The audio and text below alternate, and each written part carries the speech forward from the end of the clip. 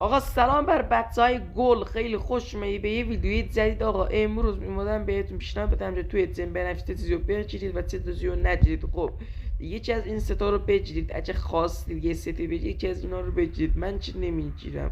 خب البته این ستا جدیدن، خزم نیستم، میتونید بگیرید، ستای خوبیه. بعد توی این قسمت چیزی به نظرم نگیرید چون بقیهش خزه و این دوتا واقعا ستای خوبیه. و اگه خواستید گانی بگیرید و اگه خواستید گانی بگیرید این این وود بچر و MP3 یکی از اینا رو بگیرید، بقیهش واقعا خز است.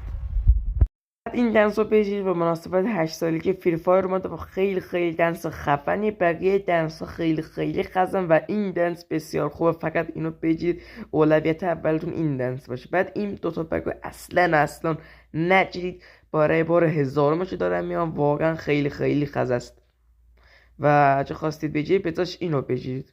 و اگه خواستید یخی رو بگیرید، این یخ بسیار یخ خوبیه.